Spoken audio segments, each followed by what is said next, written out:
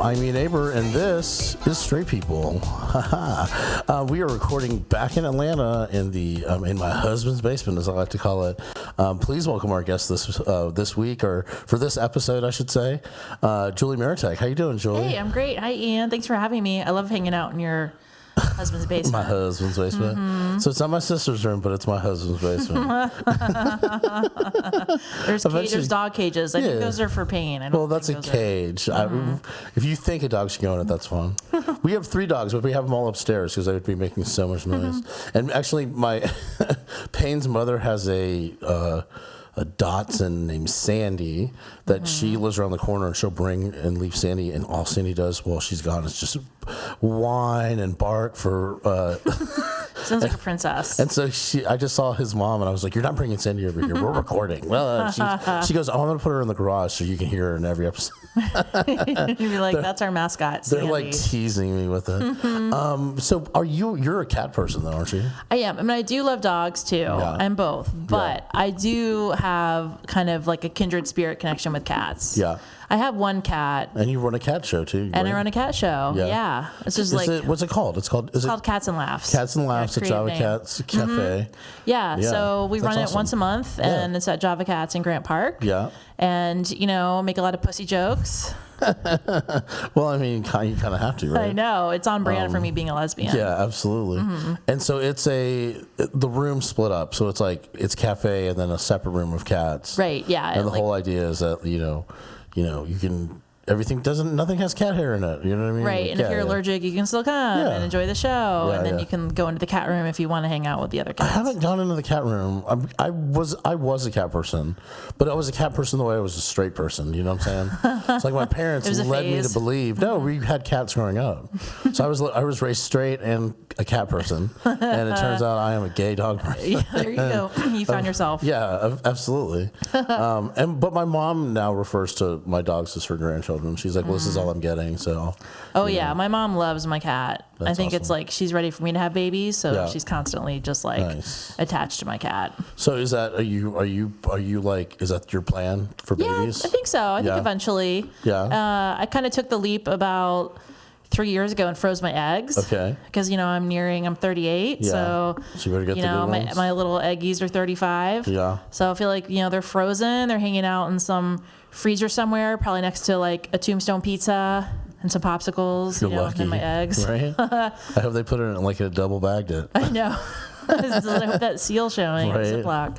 But yeah, I think eventually I want to have kids. So you just put those in the bank. You weren't like I have a rainy day. Like you don't have a person. Like how sometimes in the romantic comedies there's if we're not together with somebody, we're 40 then blah. Right. Then, yeah. I mean, I have a girlfriend and I have a possible donor maybe. Okay. Like hopefully he's still in it to win it. But so you would have a donor somebody you know. That's what I would prefer. Yeah. I mean, I have to see, and there's a lot of pros and cons to both. Oh, sure. I've been asked, and Payne has been asked over the years, and we both were, it sort of fizzled out into like, well, they asked all their friends. It's like, oh, well, it wasn't special if you asked everybody. Right. So yeah. I didn't Well, it's feel actually the point of this podcast. I wanted to ask you if you wanted to be my donor. I don't know. I don't think so. I want my baby to have a big white beard. Your baby would be funny as shit. That's for sure. Well, it depends though. And there's a good chance depressed. So I don't think that's. Yeah, we're both comedians. That might be too much. Absolutely. Too much DNA. Absolutely. Too much. Well, I'm just thinking about like when people in my family are either really funny or not, or both. No, there's not. There's like either like really funny or like Tennessee Williams character, tragically sad, and like nothing works out for them. Ever. Right, some Sylvia Plath. Yeah, absolutely. Putting their head in an oven. Yeah, there's not a lot of that in my family, unfortunately. I shouldn't say unfortunately. There's not a lot of suicide in my family. There's a lot of like, death. Like death by drinking. Yeah, my family's more on the anxious side, not the depressed side, but we have the Maratek anxiety. Okay. Yeah, like my family's from New York, so just that kind of like high strung, high stress, kind of like absolutely. New York anxiety, like people from Jewish, New York are very stressful. I agree. Yeah, like that kind of Jewish, mother, like everything's, you're you're in a sewer somewhere, you're dying, Yeah, everything's going to come to the absolutely. end. Yeah. Is that how like everything's like a and I guess in a way my mom's sort of like that. My mom's reaction to everything is like, oh no, like that's Right. like her The worst default mode is if she cares. Because sometimes like she's at the age now where she just doesn't. She's retired. She doesn't. You know what I mean? We're grown. That's how she is about it. She's just like. I don't have to. I'm gonna go watch Night Court. And take an afternoon nap. She takes like morning naps and afternoon naps, and she's super active, like between 2 and 4 in the morning. Is she part cat? She sounds part cat. I don't know. I think she's just retired, and that's the schedule. You know, it's like the schedule she's on is the one I was on as a teenager that she hated so much, where I just slept. I would sleep. Wake up, eat. If I was smoking pot at the time, smoke pot, take a nap, get up, go out, stay out way really, really late, come home, be loud between 1 and 3 in the morning, eating food, watching whatever. You know what I mean? Like, yeah, full circle. And I think that's what she's doing now, except there's no drugs. It's just her. Like, her thing is she's like, I eat a salad every day, to be good, and then the rest of the time all she eats is cookies. Yeah, sounds like a life. I love it. Yeah, I guess that's a life, right? I guess it's a life. Yeah, my mom's still very like. She was a school teacher though, so I guess it makes sense. My mom's a therapist. Oh wow! So I have like the mom therapist. Wow. So does she give you? Yeah. Do you have to be like, stop coaching me? Yeah. Sometimes I'm like, I just want you to be my mom. I don't want you to be. Do you have a my safe therapist. word? Like a word for it? Usually it's an eye roll. Okay. What's your mother's name? Peggy. You're not like, come on, all right, Peggy. All right, Peggy. All right, Dr. Peggy. Yeah. Take it down a notch. Next caller, Dr. Peggy. Hey, that lady looks like she could use some help, Dr. Peggy. Yeah, I don't need your advice. I just need a hug. Well, that's good though. I mean, at least like you would think that with a therapist, because my mom's like, I don't know, I can't say. She's given me like advice on like, cooking and but like. Practical life things. advice, Yeah. like making never. I can't think of a single. My mom's so like everything's so fear based for her. Whatever job you have, you're lucky to have, and you should thank God that you have that job. Right. And it's what's interesting is that she's never not had a job. So it's like, well, she's now doesn't have a job. So I wonder what she's retired. Yeah, but like I wonder if she still thinks in that same because not having a job is like the. That's the beginning of the end of everything in her mind. And like to me, I'm like, fuck. It's all gonna work out. Yeah. Yeah, it's all gonna work out. Or money.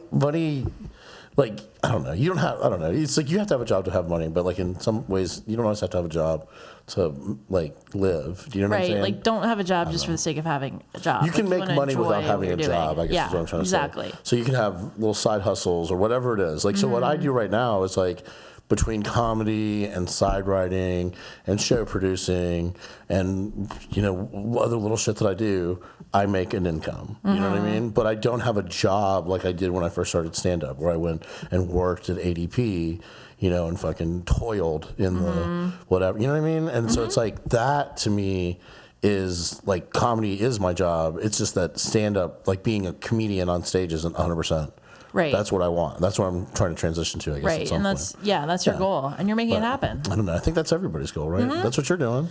Yeah. I mean, I freelance during the day and then, do comedy at night and I side write as well. And you market. And I'm a prostitute, which helps keep bringing in the extra income. Right. Well, Atlanta is a town of prostitutes and internet escorts and so you're in a good company. If you can make the money. Yeah. It helps me bring in the extra cash so I can buy more cats. Right. Do you buy your cats? You don't adopt or rescue? I actually found my cat at a Starbucks. Did you? He's really bougie. I've had him 14 years, but it makes sense that he would wander to a Starbucks. What Starbucks? One in East Cobb. Okay. And because that's where I'm from. Is that where you're from? Is East Cobb? Yeah. So grew up there, and then 14 years ago, I was living at home because it was after college, and found my baby Rowan just hanging out at the Starbucks.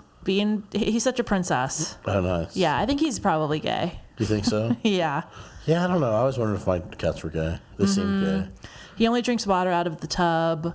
So I have to have the faucet running. He's very bougie. Okay, He only eats fancy. Some cats are like that. We had a cat that we would put on the coffee table a coffee cup of water, and he would dip his hand in the water. Yeah. And then he wouldn't drink water, but he would do that. He would just like all day long. He would dip it and lick it. Dip, yeah. I think that's why I like cats, because they're so weird. Yeah. You know, cool. like I like dogs love everyone, but if a cat likes you, I had cats growing up, and I had a cat.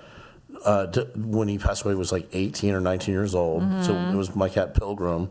So basically, the whole time Payne and I have been together. Actually, might be older because Pilgrim died a couple years ago. He would have been 21 this year. Oh my gosh! So he was about 19 when he died, and like I'll never have another cat because I like the minute, like the first month that there was no box to clean, I was like, wow, I'll never. Do you know what I mean? Like, so not because you loved Pilgrim so much, because you didn't want to clean. I love cats, but like the cat box is for. I mean, I had a cat box in my house for 2 decades, basically. Right, and you're like, there's some freedom in this. Enough with that. Enough with the cat litter. And we had at one point we had 3 cats too. Right, so we didn't have any dogs. We actually got Rocco as the cats were getting older because we were like, it was really clear that the cats were not going to be. You know what I mean? And then like they sort of one was a purebred, and one was. Like she was sort of she was one of those like smoky blue cats, and they all sort of just went one year after the other. And it was sad, but at the same time I was like, oh my God, I am a dog person. Like the minute there was only a dog left, it wasn't like, I mean, I enjoyed those cats and I love those cats, right. But like it wasn't missing anything. You weren't missing anything. Yeah, I was like, oh, this is the pet I wanted. You didn't have to clean a litter box anymore. Yeah, so and then there was no litter box. Now I can and we tried so many. We had like the litter maid, that thing that would like clean itself, and then if a soft poop went through it, it just would like smear it everywhere. Ew. Oh, it was the worst. And then you'd have to clean. Like it had individual like fingers, and it doesn't sound worth it. It was a nightmare. And then I think we even tried to get them to shit on the toilet. Oh my God, it's awesome. And that did not happen. And that didn't happen. Yeah. Have you ever tried any of that? What's your? No, I just have a regular litter box. And I just clean suck it out. Yeah, I mean, he's good with the litter box. He only eats Fancy Feast out of the purple box. Oh, wow. Okay. Sometimes I have to go to multiple Publixes or pet stores. Wait, just like straight up like Purina or whatever that is? Like the brand Fancy Feast. So, but Fancy Feast wet food? You feed them wet food? Wet food, yeah. Wow. And it's out of the purple box. There's other colors, that mean different types of food. I always started feeding them wet food like when they lost all their teeth. I don't know. Is he there? He still has his teeth, but he just loves wet food. Wow. I mean, like I said, he's just a princess. Cats eating wet food, that. I hate that sound so much. Wet food. Again, dog person. Right? Well, we feed them like some expensive ass dog food. Right. It's like $70 a month or something. It's crazy. I don't know. And it's all like duck, and it's like, the wholest of grains, the sweetest of ducks. I want to come back in the next life as my pet. Yeah. I think, I could see that. I wonder sometimes if that's just what they are. Your heaven is that you get to be your pet in your lifetime and watch your life, or maybe I want to be like Lisa Vanderpump's pet, like God, I don't celebrity's know. I want pet. to be a little smarter than that dog. But they have the best life. He looks so confused all the time. It looked like he gets to enjoy any of it. Do you know what I mean? Yeah, he's like a stuffed animal. He's just like, I don't know.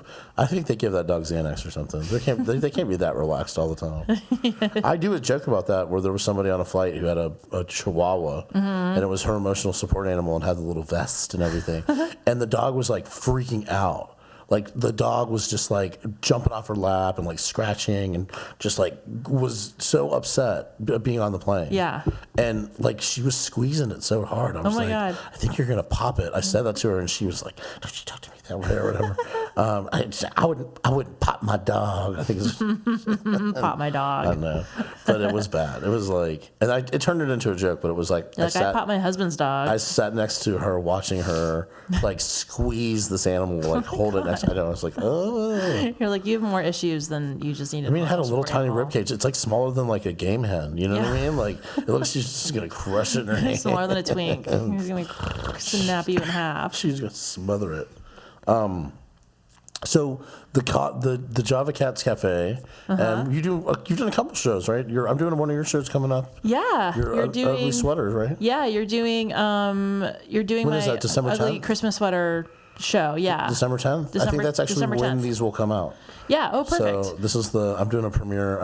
These will all come out on the same day. Okay, so December people 10th, listening need to come tonight to the bakery for an ugly Christmas sweater holiday show. Yeah. It's called Laughing All the Way. Yeah. And all the comics are gonna have to wear ugly Christmas sweaters. And we want the audience to wear ugly Christmas sweaters, and we're gonna have homemade cookies, and we're gonna have some hot chocolate, and cool. it's just gonna be like a fun, festive show that I'm doing with Amber Chandler. Nice. Sounds super fun.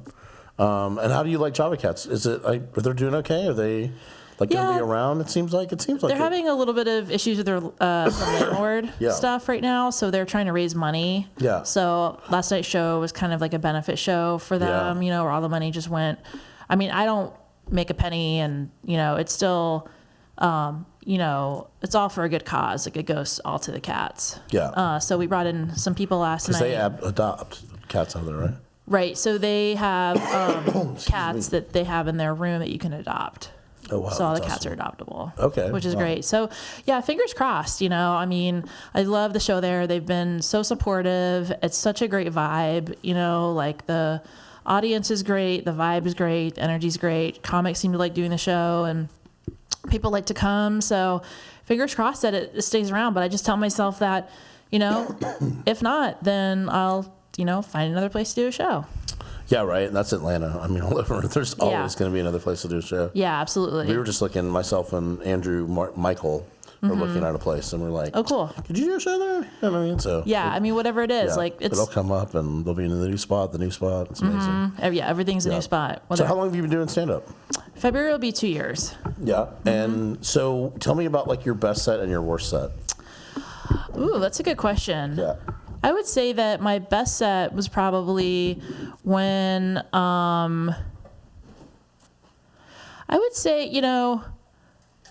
I did a show at Mad Life Studios, Heather Tolly Bauer show, and that was a great set. It was a full crowd, full audience. Is that stretch marks and spandex, Yeah. or spandex and stretch marks? One of those. Stretch marks and laugh lines and stretch There you marks. go. Yeah. Something like that. So I did her show, and that was a great show. It was just very great energy. So much just depends on the audience, if not all of it. I mean, I just came back from doing a tour in North Carolina with Amy Gibbs Brown and Kristen Neal, and it was just so interesting because we did 4 cities in North Carolina. Each night we had the same order, the same set, Yeah. the same time, same everything, and it was like amazing how different the audience was, right? Yeah. Like some of the shows were amazing, and we all 3 of us killed, and it was the best energy. You do the same set, same time, same order in a different show, and it's like complete different reaction. Yeah. It's just there's something psychological, I think, about the audience and like what's going on in the room. Yeah. Yeah. Absolutely. I mean, last night at Java Cats was actually a tough night. Usually it's a really easy show for me, and it's like seamless and great energy and kind of like a family feel. But last night there were some people in the audience in the front row that were really drunk, and I'm like, who comes drunk to a cat cafe? And I could tell that they were distracting the comics, and they were talking during people's sets, and it was just like really distracting, and some of the comics were trying to banter with them, and it just wasn't really like working. And so Bobby mentioned it. So Bobby Higley, who was on the show last night, he's staying at our house this weekend. Yeah. And he mentioned that Amber came down on him. Amber North. Who hosts a really great podcast called What's the Word? Yeah, I which love anyone listening to Amber. this should check out. She's hilarious. She was and great. she's amazing in those scenarios too. Yeah, So anytime when the audience is being disrespectful, Amber North is the wrong person to do it doesn't to. have it, which I respect completely. Yeah, absolutely. And I'm still finding my swimming legs as far as like how to handle stuff like that. Yeah, absolutely. Do you say something to them, or do you just kind of ignore it, or do you, so I was. And how do you throw somebody out of a cat cafe? You know what I mean? Yeah. Well, they actually ended up leaving. They left in the middle of one of my transition sets when I was about to introduce the closer. Yeah. Damon, they all got up, all 4 of them got up and just walked out. So I've never I kind of said to the audience, I was like, I feel like I've made it. They're kind of lucky because Damon would have gone in on them too. Oh, for sure. he would have let them have it. Oh, definitely. But yeah, that's cool. Yeah, it's good to have them leave. But it was like, For them to realize they're not welcome without you having to tell them, right. you know? That's true. It's not a bad way It's to a good point. So I wouldn't say last night was like, my worst set, but it was definitely the hardest. I've been doing... Well, hosting is work, and I think that's something... Work. It's a different muscle than just regular stand-up. For sure. And you're producing the show, too, so like a lot of people think, oh, well, I just host. You just host Cats and Laughs, but you don't. You produce the show, so there's all this other stuff on your shoulders. For sure. And in terms of like ticket sales and who goes ticket first, sales and timing the audience, and the order. Like I hit you up to add somebody to the, you know what I'm saying? Like so, you have the outside pressure of other comics and your bucket spots, and there's a lot to be thinking about as a producer. Exactly. And people just think, oh, well, you're just hosting the show, so it's like, right. Yeah. So some nights you bomb. Your bomb isn't. You just did your job. You just did. You made it through your shift. Is what I call that. So I call hosting working drive-through. It's like it's its own. If you're good at it, that's a perfect analogy. It is. I mean, if you've worked in a fast food place, you know the working reg is just one speed, but working drive-through is a different one, and you have to be better. It's like if you suck on register, you're never working drive-through. Right, and you have to be really on. When you do work drive-through, it's going to be misery for you. Yeah, and when you do a show, you kind of you're on during your set. Yeah. But then you're off before and after, whereas hosting, you have to be on the entire time. And like you said, I have to think about the time of the people who are getting the comics and the audience and and the timing and the order and, making sure everyone's happy. And if people are talking, you got to tell them to be quiet. Right. Yeah. It's definitely a lot. So it's a challenging show, but I'm glad I experienced a challenging show that I was hosting because I feel like it only makes you better the next time. Yeah, absolutely. Because I've been kind of... It's like nothing makes you appreciate the spots you get than hosting your own show because it's like... Yeah. It's work. That's the work. That's the spot you created for yourself and it's the hardest one you're ever going to do. Yeah. But it's also the thing you control the most. And if the show's amazing... then it doesn't really matter how you did. If everyone leaves thinking that show was great, they're not going to be like, but Julie, you know what I mean? Like, right. They've forgotten about you. Do you know what I mean? The best you can hope for is that you have a good set and they're like, oh, everyone was great. And that's it. But like, even a show where you're just okay as a host, if the show's really good, then you were successful as a producer. Right. And that sometimes is very important to remember. Better than just... Well, just to look at it, like, like sometimes you're just... getting things started for the greater good, and then other times you're shining as a host. But also, like, you do, what I notice is you kind of, like, you do it only in between. So, like, so-and-so just said such and such on stage, and then you'll get on stage and you'll be like, oh, and kind of riff on it. And you don't really do a lot of crowd work. And it's like, maybe talk to the crowd, try that muscle. Try talking to the crowd at the beginning. Yeah. And see how much time you can get out of that. Like, if you get a couple seconds, even a minute out of it, and it's something you start being comfortable with, the more comfortable you are with it too. It's like, I love that. I mean, it's definitely a muscle that I need to flex more. Like, I'll do crowd work a little bit during my set, but I haven't done a ton of it when I'm hosting. Because on the front, and also when you're newer as a comic, when you don't have as much material, you feel like you got to do your best stuff. And so your best, like, if you have 20 minutes, your best stuff is, 10 of it or whatever, then you feel like you're doing the same 10 all the time. Crowd work helps you, A, source new jokes, and B, feel like you're fresh and you're talking to the room. Yeah. And you know what I mean? Like, I don't know. It's just one of those little things. No, I think that's I think that's great feedback. Yeah. And even like, I'm going to do 30 seconds at a time. I'm going to do 30 seconds of crowd work. Because I used to never talk to the crowd. I hated it. And when they would talk to me, I'd be like, how dare you interrupt me? And like, and now I do way more of it. And sometimes it leads to like an entirely new joke, or it leads to like places you didn't know existed in the joke you were already telling. So I've had a lot of that recently where I'm really paying attention to what they're laughing at and then like staying in that. So whatever they just laughed really big at, I stay there and I try to come up with 2 or 3 more things of that same type of punchline. And it's just one of those like you're just getting started in that part of it. I know, you know what I mean? Definitely. Like I'm still going a baby on tour with that. and like the next time you go on tour, how are you going to do it differently? Are you going to mix up your sets every night? Are you going to do this? You know what I'm saying? Like that kind of thing. And like how much material, like are you challenging yourself to write? It's like all those little things like that. But especially like in your first few years, it's like all those things that you do at the beginning, like you'll write jokes now that you'll go back to in a year or two, and then you'll go, oh my God, I can use this joke now. I have one joke now that like it's about a 5-minute joke that I wrote it in 2012. Really? And I just couldn't do anything with it. I wrote a little minute, and I couldn't do much with it. And now I've like turned it into like a 5-6 minute bit. That's cool. And it still is not done. It'll probably end up being like 3 or 4 minutes. I'll cut a bunch of, you know what I mean? But Did you just get re-inspired to revisit it? Or yeah, it just sort of came up. And it was like I was in a room where they kept bringing up this one topic. And I was like, God, I haven't thought about that or done anything with that in a while. And so I did my joke, but I did it. I did it the way I do stuff now. So I didn't just do the joke I wrote 7 years ago. I did the premise. I spoke the premise aloud, and then I just started talking, and I recorded it. And by talking it out like that, I basically did the original punchlines, but with the way I talk now, the way you know what I'm saying? It's like, and it evolved. Yeah, and I was like, oh, okay, this thing, and it's weird because like it's a movie reference, and the movie hasn't been out for 7 years, and it works better now than it did when it.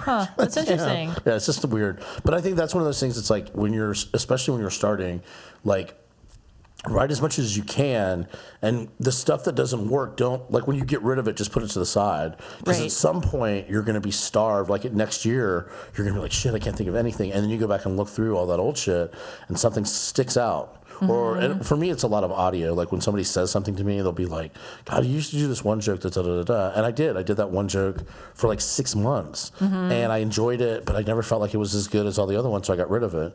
And then that person says, oh, I really liked it. And then I'll go, oh, and I'll think about the joke, and then I'll rewrite it in my mind the way I would do it now. And I go do it on stage, and I'm like, it's better. It's better now because I'm better now. You know what I mean? Yeah. And that happens so fast in Atlanta, it's crazy. So like there'll be like the difference between seeing you 6 months ago and seeing you the last time I came to Java Cats. I came and did a bucket spot. It's like night and day. You know what I'm saying? And it's like y'all I don't think notice sometimes how much Probably you're not, because I think we're so hard on yeah. ourselves. Well, you're sort of surrounded with peers, so it's like you can't always tell who's getting better to what degree. Right. But like you have your mind on the like front end and the back end. So it's like you understand the business of a show and an audience and a vibe and a feel. So like you probably have some events planning of some sort. You know what I mean? Yeah, marketing. Yeah, and background. that's all that feeling, like when you're hosting, it's your party. You know, like that's how I always think about it. And straight people. Mention the podcast name at 27 minutes in. But something that's interesting about hosting to me is that minorities, queer people, and women already know how to host because they have to be nice when they don't want to be nice. So like the people that have the hardest time are the ones with the most privilege. So like if somebody's like a white male who's pretty much always gotten his way, unless he's really outgoing and gregarious already, he's going to have a struggle hosting, because hosting's all about acting like you want to be somewhere that you don't want to be, and being more happy about it than you want to be. You know what I mean? Yeah. It's all about projecting that extra, the customer's always right, which isn't real. Nobody's like that by default. Everybody has to put that on. Right. And like, it's what I find is that with like women and queer people, they get it. They understand what hosting is. Hosting's that faking kind of like. Yeah, I never thought of it like that. And it's definitely like if you've hosted a lot of parties, because that's what I think. Like it was, I always think about them like they're a party. I mean, yeah, which is I always have the least fun at my own parties. No, that's a great viewpoint. I never thought about it like that. But yeah, I mean, when you're a minority, you're used to having to. I mean, you're used to just kind of. I don't know. I guess it's a sense of feeling people out too. Yeah. I think you have an extra sense of like spidey senses as far as, feeling people's energies and kind of like, Do you consider yourself empathic? where they're at. Definitely. Nice. Yeah, I definitely feel like I'm an empath. And can you tell when someone's in a bad mood without talking to them? You can just see that on their face. I can just feel it, which makes me.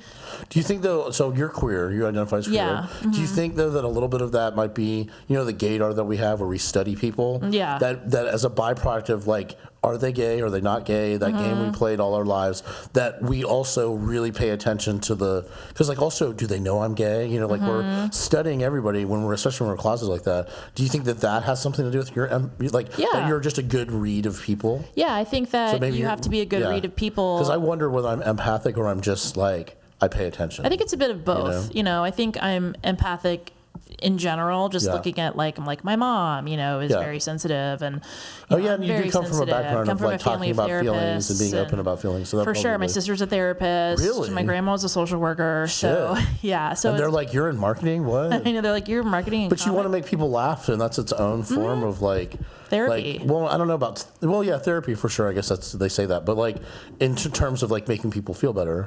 So I guess therapy, yeah.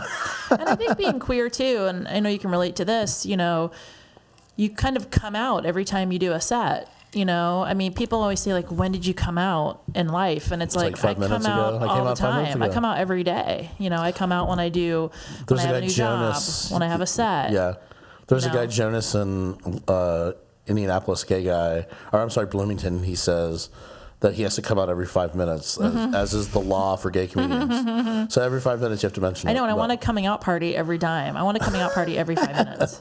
Well, you know, it's funny too. Sometimes someone will come up to me and go, "You didn't even mention being gay." And I was like, "I didn't have enough time." You know what I mean? Like, sometimes I'll do a joke on the front that's about whatever, and that joke gets so much that I don't get to the, you know what I mean? The other And stuff, it's, yeah. Yeah, it's kind of funny. So sometimes I go out and I sort of gauge, especially in Atlanta, if the audience already knows me, then I won't pretend to be straight at all, so I can just get to the good stuff. Because like all the stuff like where I don't talk about being gay, it's fine, but it's like to me the least.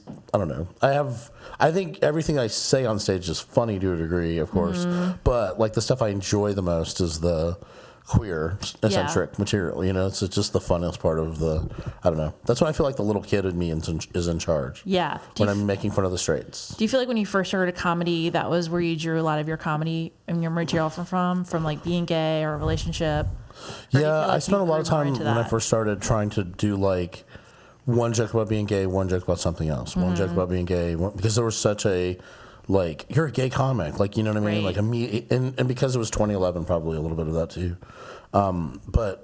Yeah, I think a lot of it comes from, and I would just tell stories. Like when I get long sets originally, I would do my 5 minutes of whatever material I was working on at the time, and then I would just tell some story about growing up, about like you know. There was I have a bunch of them, and some of them are on the album, and some of them aren't. Some of them I kept for later, but yeah, and I think that like being gay, sense of humor is a defense mechanism for a lot of people, and for us, it's a defense mechanism. But then also, when we're in our own community, it becomes like a weapon for you know what I'm saying. So it's not like we weaponize it on each other, the way we read each other, and the way gay people kind of the way we're mean to each other. You know, it's always usually Bitchy. bitchy, being bitches or whatever you want to call it. But it's in the spirit of sharpening those claws. So when the straight people come for you, you're ready. You know, that's how Yeah. I've always perceived it when my queer friends are that way with me. It's about you toughening up people who got beat up by the majority already and making them tough so they're ready for it later. Yeah. But it's all humor. All of my queer friends, we're all funny and so it was hard for me to understand that I wanted to be a comic because humor and comedy is already such a huge part of how I process every bit of life. So, Yeah. you know what I mean? So like Yeah. stand up as a career, like when I finally did stand up like as an amateur, I was like, whoa, you know what I mean? Like when you first, Yeah. it's like I imagine it like someone who's a horse rider the first time they get on a horse. Oh, to have that, but to have it as an adult, it means you've wasted your your whole life until sure. that point, and now you're doing the thing you want to do. And I feel like I had a pretty positive experience. I didn't come out till later. I mean, I didn't come out until my early 20s was probably, I mean, I came out in college to some of my really close friends, and then, came out in my early 20s. And I was always kind of like, funny Julie first, and then, gay Julie. Like being funny always, I think it was a defense mechanism, but I think that, I was always funny, and I wanted to be known as Funny Julie before I was known as like Gay Julie. And I think that doing comedy and talking so much about my sexuality has actually made me a lot more comfortable with it. You know, like I was always, out to like my close friends and my family and stuff like that. But now to have to get in front of audiences and strangers and talk about being gay or my sexuality, Yeah, yeah. I mean, that's the You don't know avenue I who's in never the thought I room. would take. Yeah, I don't think the straight people even comprehend that. I don't think they comprehend that at degree to all. which we're exposing ourselves in a way that they aren't. For sure. Yeah, absolutely. I agree with that, and I commend you for that, because like, every once in a while you'll get someone to come up and tell you how brave you are.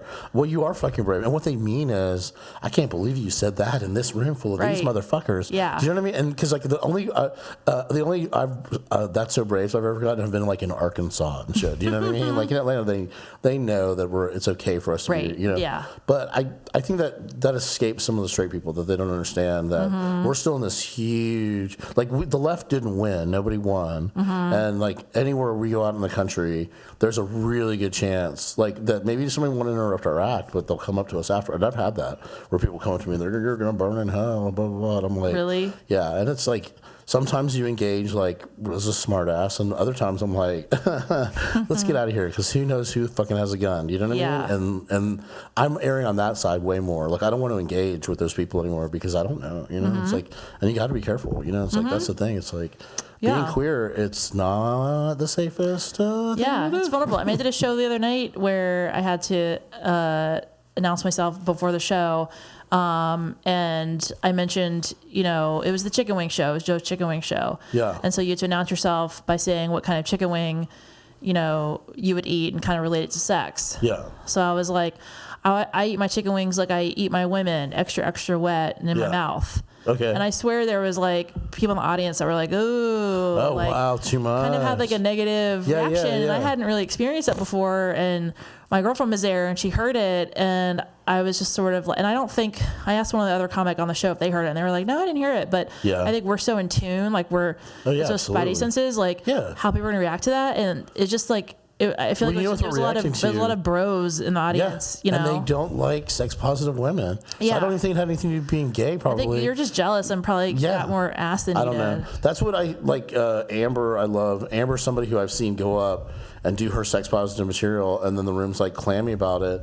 And then she's like, fuck you. You've been listening to these little white boys talk about jerking their tiny little dicks for the last 25 minutes, and I come up here and talk about boom, boom, boom, and y'all ain't got nothing for me. Y'all can't handle it. And then she gets the room. Like, they go, oh, yeah, you're right. But, like, when they don't, and then it's like, she's, you know, it's like the resistance to, even in Joe's rooms, which are very progressive, resistance to sex positive, like, why can't a woman say what you just said without it being like, it's still, we're still there. We're still there. If a guy said it, he would have gotten the applause and have been like, yeah. But see, if I had done that, they probably would have laughed and applauded. Straight man. No, as a gay man, if I had gotten up there and been like, I didn't even like my husband, wet and, you know, like expensive or whatever, what I'd say, you know what I mean? Like, they would probably, but I would have run the risk of being too gross, and that's the thing. So, like, they oohed you for being sex positive. They would ooh me because if I put too graphic of an image, because like you sort of still, as a gay person, have to win them over. You know how it is. For sure. That's what you have to do in real life too. You know, it's like, I'm gay, but don't worry about it. I don't want, you know, I'm not going to steal your kids. Or I'm more than just gay. I'm these and these and these things. Yeah, exactly. You know, and I think that's something that, like, comedy is. There's way more queer people doing it, but, like, it's still one of those things where it's like, I don't think that the straight performers sort of understand.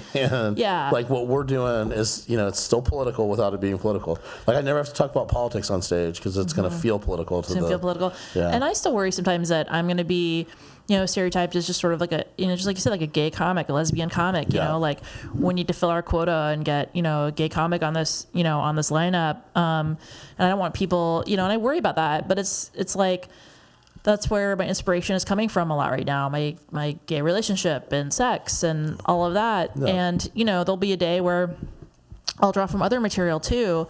And I'm trying to draw from other material and not constantly do like, you know, stuff about my life, but more observations about the world in general. But, you know, I also don't want to be stereotyped as just like that lesbian comic, you know, but it's like straight people never think about that. Like, am I too straight? Am I doing too many straight jokes? And, you know, I'm too hetero. Well, and also, like, the people who really call you gay comic the most are other gay people. Yeah. So, and that's really where it comes from. So, like, anytime, like, I remember writing a thing for one of the gay papers about Laughing Skull Festival, and it was the queer comics, and like there was a couple queer comics, but the whole article was like who to watch, who to watch on the festival. And I told them that. I said it's going to be a mix of queer people and straight people because they didn't have a bunch of queer people. So it was like I picked because it was a contest at the time. So I picked my 5 favorite to win plus the 2 queer comics in the fest. And they missed all of that.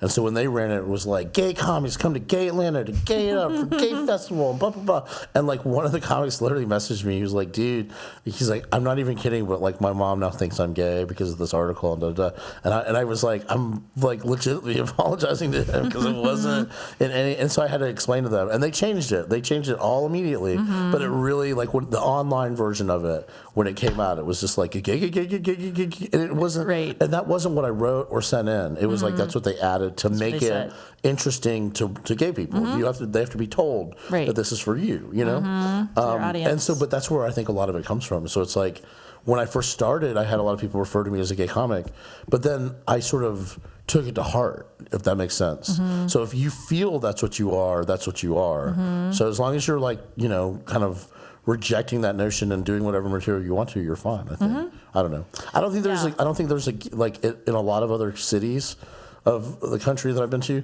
there's like a gay scene, a gay comedy scene. And I think here there's a gay comedy audience and that they just come out to the regular shows. And that they show up for specialty shows. So like if there's something specifically gay, they'll show up for that. But like they're at Joe's shows, they come to the Laughing Skull, they go to your shows, they come to and there's a lot of lesbians that come to Cats and Laughs. Absolutely. Definitely on brand. Yeah. So I think that's kind of what it is. So we spent almost 40 minutes barely talking about straight people, which is sort of the what happens here sometimes. I just can't get enough of chatting with you. No, it's great. It's great. So tell people where they can find you. They can find me online. My name, again, is Julie Maratek. They can find me on Facebook and Instagram. I don't really tweet that much. I mean, who's tweeting these days, right? Like the president. Tweet like once a day. Oh, and Ian Aber. The president and Ian Aber. Yeah. But yeah, they can find me on the social media Just channels. the one tweet, though. I have a Julie Maratek comedy Facebook page now. Okay, cool. And my name's Ian Aber, and this has been Straight People. Please listen, like, share, and tell people about the show and shit, man.